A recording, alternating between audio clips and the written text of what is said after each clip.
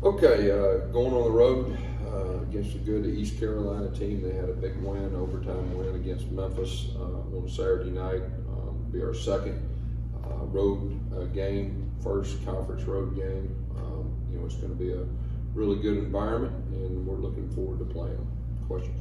Looking back last Thursday, I mean, you couldn't have probably scripted a better offensive performance, but there was one or two things you think were really for the key for that explosion. What was working well? Yeah, I think it's more of just getting in a rhythm. We've done a better job at executing. We protected our quarterback. I thought that was real important, and he's starting to settle down. I think the game's starting to slow down a little bit.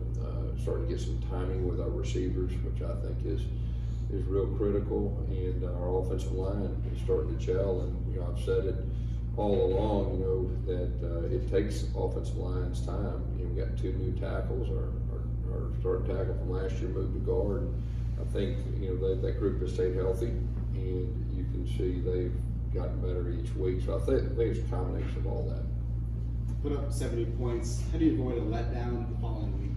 Yeah, I really feel strong that we've got veteran leaders on our group, and you only get 12 of these games guaranteed. And feel real strong that our guys will be ready to play. I mean, they understand that that was 1 week we played really good. We have a lot of respect for our opponent. We're playing this week. We played them last year and it went down almost the last play, and so they got a lot of their guys back. We got a lot of our guys back, so I don't expect any letdown. Coach, you said, of course, this back half of the year, the goal is to continue to get better like good teams do. But with this team uniquely going to Greenville to play East Carolina, they haven't won a game outside of the state this year.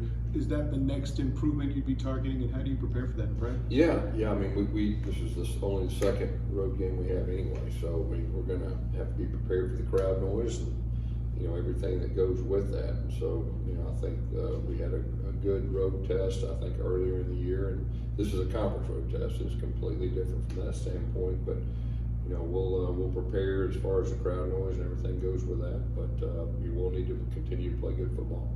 What is John Rice doing better in terms of reading the field, reading the defense? Yeah, I think more than anything is progressions. Things are slowing down. He's starting to get in the field of playing quarterback, and we thought that all along. Earlier in the year, I'd say reality is, you haven't played quarterback in 3 years, and you can see each game he's starting to slow down for him, and you can tell that with his progressions. You can tell that with his demeanor. How key was that for Thomas Castellanos to get in there and really be able to run the offense? And on top of that, that was his 4th game. Yeah. I know the red shirt rule says you can play a max of 4. Would he play the rest of the season, or would you still try to preserve the red shirt? Yeah, we'll see how the season unfolds, but I mean, we'll do our best to preserve red shirts when it is available. But we'll see how the season goes. I think everybody knows, everybody can see what he can do. I mean, he's got a special talent, and I was glad he was able to throw the ball too, and because he can really throw it. He's got a really good demeanor. It was really good for him to get that experience too. Coach, what are you guys looking forward to as far as playing ECU that has a very balanced offense with a running back that just came up 150 yards and 3 touchdowns, over 600 yards, and a quarterback over 2,000 yards passing already? What have you seen on film that might give you guys an issue or that you're preparing for? Yeah, well, you just said it. Their quarterback, he's a veteran guy. He's probably one of the most veteran guys in the country. Played a lot of football, and he's scared to prepare for. And the running back, was first team all conference last year. And we know how talented he is. They got 2 receivers that are doing really good statistically. Big guys are getting the ball too. So this is a really good offense. And so we're going to have to play really good on defense for sure. Staying with Holton Ahlers, like you mentioned, him being one of the more experienced guys in the country, and we've mentioned the defensive front overcoming youth in and of themselves. Like, what's something you have to kind of plan for when you're facing an experienced guy and you have some younger guys? Yeah, I mean, you do your best to keep him off balance. He's seen a lot of football, a lot of defenses, and the moment's not too big for him. You can really tell that. So we're gonna have to do a good job of mixing things up and doing a good job of putting some pressure on him too, which that's hard to do too. He really can extend plays, and he's a good runner within his own right too. So that's a challenge our defense has.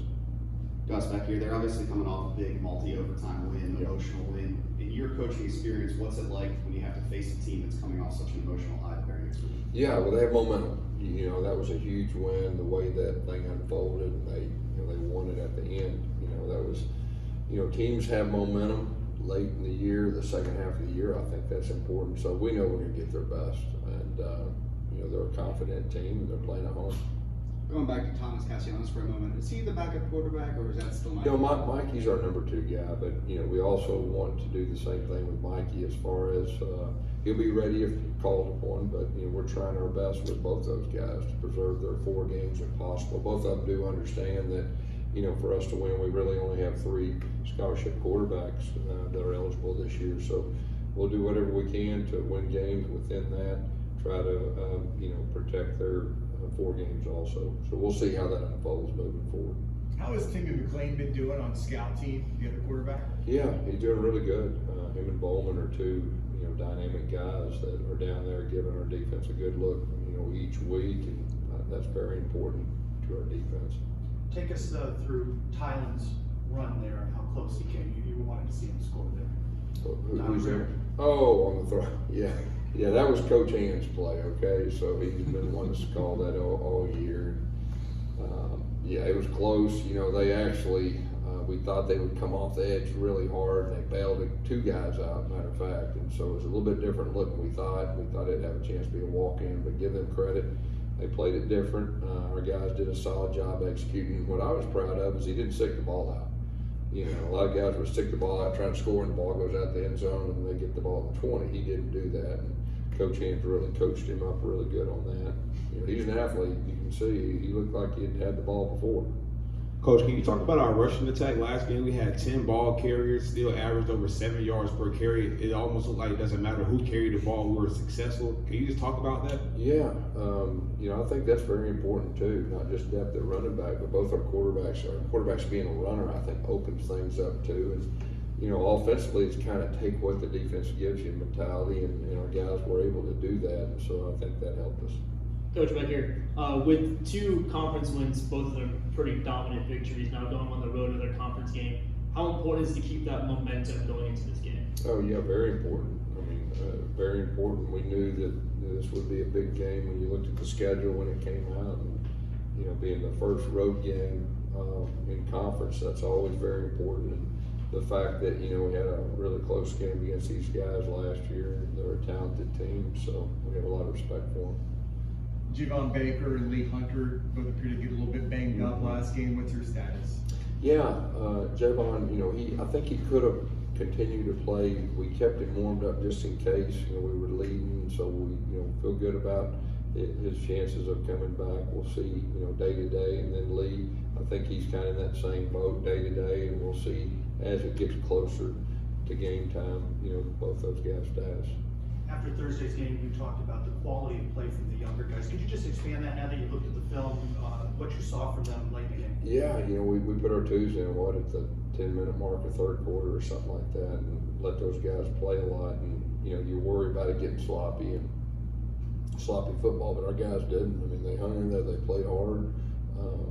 Developing that depth is very important, whether it's offense, defense, or really even special teams. And so, real happy with the way those guys responded when they got a chance to play. Coach, after looking at the film of John Rice, he's been talking about doing the little things, and you can just tell his confidence, his footwork, his accuracy, his ball placement, and even last game, he really used his eyes very well to move the defenders to make bigger passing lanes for himself. Is that something just repetition that comes with game plays? That's something that you guys have been practicing on? Like, what has been harped so much on the little things that makes it I big? think it's all of the above, like we talked about earlier. His best play was probably the one that he got a little pressure in the pocket. He hit a check down right before halftime and hit Bowser on the check down that went for 47. I mean, I think that's really big, and starting to play the quarterback position efficiently, and so that's encouraging. Talking about mistakes, you mentioned penalties, turnovers. You're starting to really see those things cleaned up. Yeah, we did a really good job not turning the ball over, protecting the football. Penalties, we're getting better. We're still not overall where we want to be statistically within the country, but every week you can tell our guys about 4 games ago they took it to heart, and the way they practiced, the way they played good, clean, disciplined football. That's a huge sign of a good team, and we got to continue that. You got 6 games down, 6 games to go. How would you kind of evaluate everything at the midway point? I know there's one game you'd like to have back. Yeah. Are you pretty satisfied with how the guys have been Yeah, I playing? mean, I think you take what it is, I mean, you know, to get in here, but the good thing is we're improving. I mean, I think that's the number one thing, that there's probably not a whole lot of teams around the country that are improving this time of year, so we have done that. Challenge is now at the halfway mark is to continue to do that. And we got a really challenging part of our schedule coming up, but our guys are taking this thing one game at a time. They're thinking about East Carolina, you know, and that's what we need to be doing. And we'll just be working hard to get better each week, and that'll be the name of the game. When you talk about teams, few teams being able to improve, why do you think teams don't improve as much? Why are you able to? Yeah, I don't know. We've been able to so far. Like, we'll see. You know, in the year we'll look back and see if we can continue. It's hard to do. It's hard to do. You know, from a player standpoint, coach's standpoint, you know, leadership I think is really, really big in that. The reason there's not very many I think that do is because it's hard to do. You know, that's our challenge. Now we'll see if we can continue. Coach, how do you embrace the confidence around the team without it being too much where they may fall into a trap or maybe stop improvement, like you said? Yeah, I think it's our leaders. We got a lot of veteran guys, played a lot of football, and I really don't expect any kind of let up as far as that goes. I mean, I think our guys understand that. They have enough stuff to them, and we have enough leadership that I doubt that'll let that happen. You ever been to Greenville, North Carolina? You know, I have, I think, recruiting, and that's about it. You know, what kind of atmosphere are you expecting? I mean, they got a pretty good reputation for being one of the best atmospheres in the league. That's what we've heard. That's what we're expecting. We're especially after a big win. We're expecting to get their best, and so we'll do crowd noise and everything that goes with that this week too. Are you a big barbecue guy? They talk about Eastern North Carolina. Put a little bit of vinegar in their barbecue. Every region's a little bit different. What's your favorite kind of barbecue?